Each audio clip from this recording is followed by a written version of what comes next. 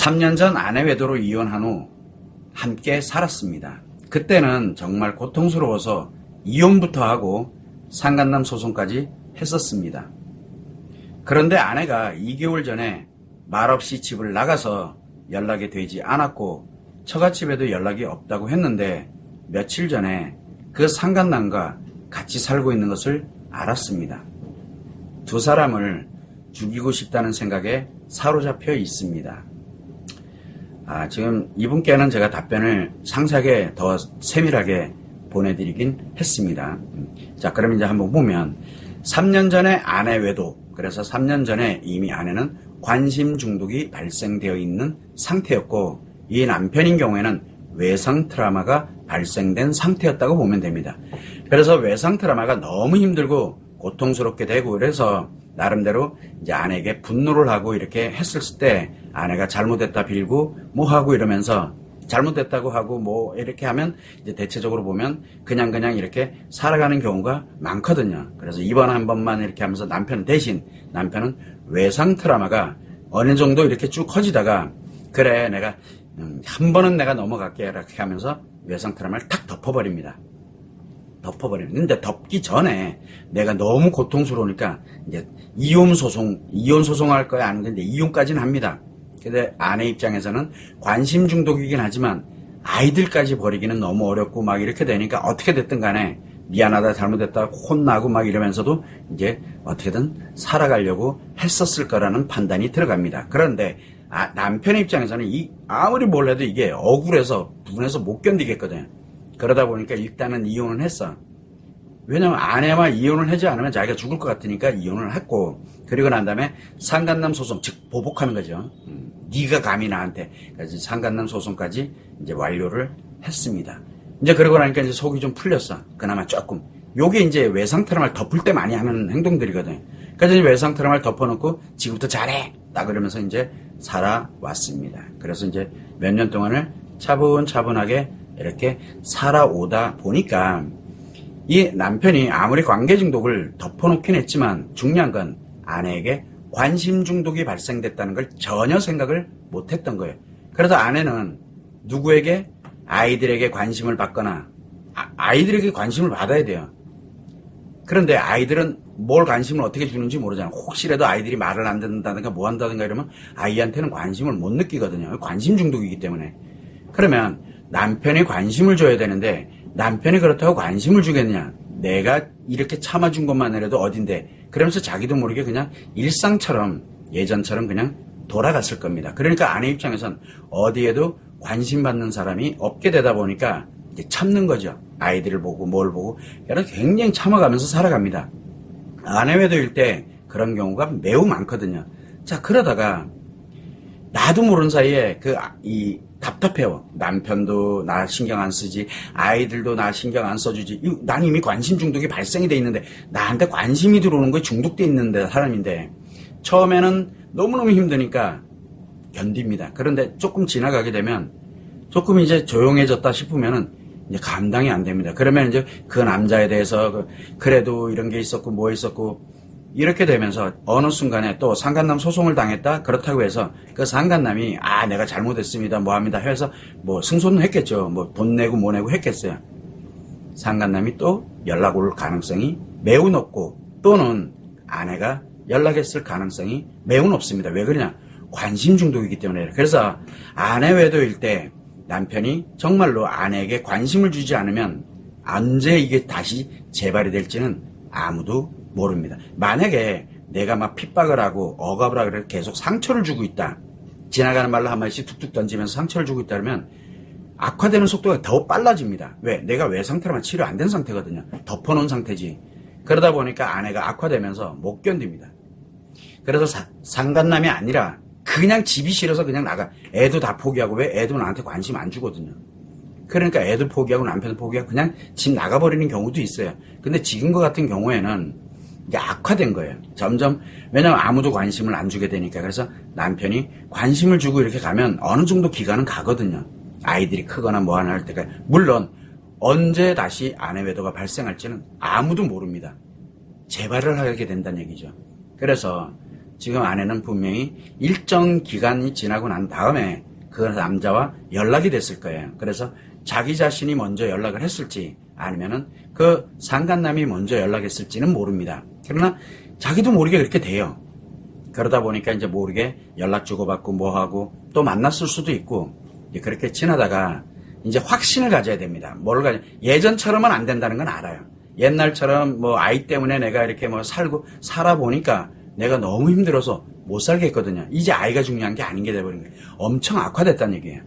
그래서 아이도 필요 없고 남편도 필요 없는데 나가겠다 그러면 맞아 죽을 것 같으니까 그냥 어느 날 갑자기 이제 확고하게 뭔가가 되면 그냥 소리 소문 없이 사라지는 사람들 그냥 집 나가는 거예요. 당일날.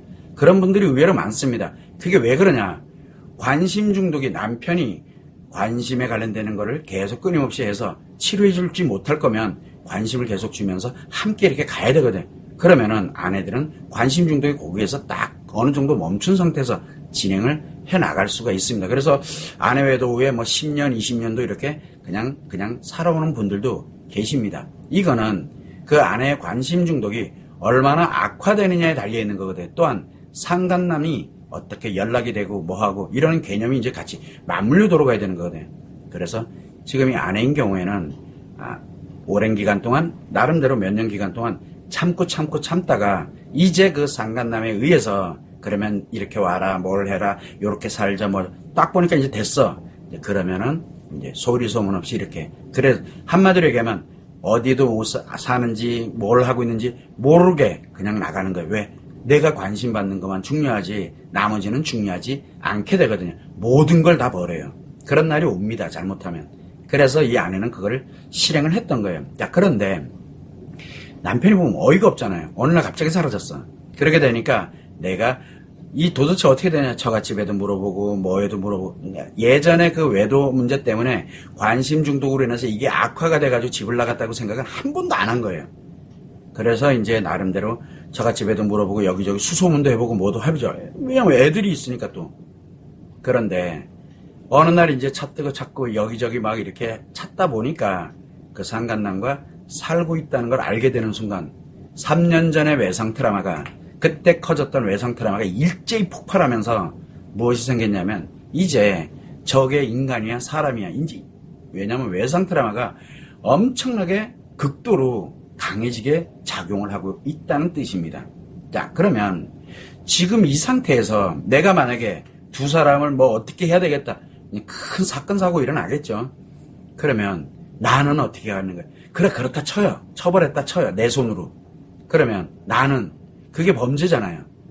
그러면 내 인생 다 날아갈 거고 그럼 내 아이들은 누가 양육할 거예요? 그래서 그거는 옳은 길이 아닙니다. 또 범죄는 어떤 걸로도 정당화될 수 없습니다. 그래서 이분 같은 경우에는 이유여러 막론하고 죽을 것 같죠.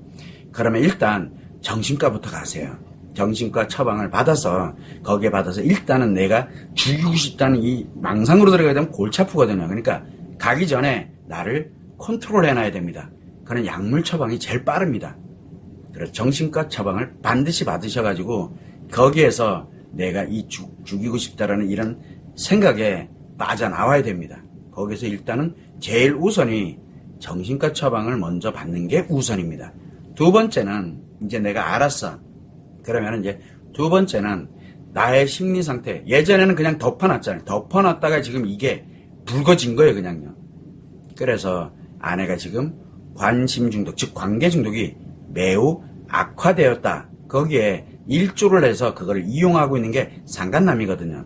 그래서 이 부분에 대한 거를 명확하게 알고 그리고 난 다음에 내가 이제 죽일 만큼 고통스러운 그래서 막 위해를 가할 것 같아. 그걸 일단 통제해놔야 돼요. 안 그러면 내 인생까지 다 날아가니까 내 아이들 인생까지. 그래서 그거는 범죄이기 때문에 일단 나를 통제해야 하는 게 1번. 무조건 통제를 해야 됩니다. 두 번째는 못 견디잖아요. 내가 너무 힘들잖아요. 그래서 언제까지 그렇게 통제하면 살 수는 없으니까. 그래서 두 번째는 나와 내서 살려놔야 돼요. 그래서 나의 외상 트라우마를 치료를 시작해야 됩니다. 내 외상 트라우마를 치료해 놓고 조금 안정되었을 때 회복 기간을 들어가거든요. 그 회복 기간 동안에 아내와 상간남에 관련되는 모든 것들을 다 조사를 해 놓고 그리고 나서 이제 이거를 어떻게 할 것이냐 박살을 낼 것이냐 아니면 아내를 다시 한 번 기회를 줄 것이냐. 물론 지금까지 단 한 번도 아내한테 기회 준 적은 없어요.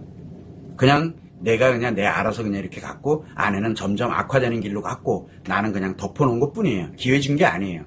그래서 제1우선은 이 지금 현재 매우 강력해서 위험한 상태에 있는 이것을 물리적으로 통제하는 것. 그건 정신과 치료가 제일 빠르거든요. 그래서 정신과 치료를 하는 것. 두 번째는 나의 외상 트라우마를 치료를 해서 심리를 안정시키고 그리고 회복하는 기간 동안에 관련되는 내용들을 상세하게 파악을 해야 됩니다. 그래야 내가 안 힘들어요. 힘들지 않은 상태에서 파악을 해야 됩니다. 그런데 지금 그냥 하면 할수록 큰일 납니다. 안 돼요. 그래서 이 순서대로 가야 돼요. 그래서 정신과 치료를 하는 거 1번. 두 번째는 자기 자신의 외상 트라우마를 치료하는 게 2번. 그래서 외상 트라우마를 치료를 하는데 치료 단계가 있고 회복 단계가 있거든요. 근데 회복 단계에서는 이제 외상 트라우마로 고통이 회복 단계에서는 안 느껴져요. 그래서 이제 그거를 해 나가면서 이제 하나씩 조사를 정확하게 해 놓고 날 치료하면서 그러고 난 다음에 이걸 조사한 걸 근거에다 두고서 아내에게 치료 기회를 줄 것인지 아니면은 아내에게 이제 아내를 포기하는 거예요. 아내를 없이 나와 내 아이들이 행복하게 살아가는 방향으로 갈지를 결정을 하는 겁니다. 그 대신 반드시 상간남은 처벌을 해야 됩니다. 법적인 테두리 안에서 반드시 처벌을 해야만 합니다. 그래서 아내에 관련되어 있는 부분에 대한 거는 내가 치료되고 그리고 회복하는 과정에서 내가 판단하고 결정해야 될 일이고 거기에서 어떤 판단, 어떤 결정을 하더라도 반드시 그 다음에는 상간남에 대한 응징이라고 보면 됩니다. 그래서 요 순서대로 가야 됩니다. 요 순서에서 하나라도 어긋나면 잃을 게 너무 많습니다. 꼭 참고를 해서 정신과 치료를 하는 거 1번, 두 번째 외상 트라우마 치료하는 거 2번, 그 다음에 세 번째는 아내에게 기회를 줄 것이냐 말 것이냐가 3번, 그리고 난 다음에 상간남을 공격하는 겁니다. 모든 거는 법적인 범위 내에서 해야 됩니다. 법을 어긋나는 거는 어떠한 걸로도 정당화가 되질 않습니다. 이 점을 꼭 참고를 해주시면 좋을 것 같습니다.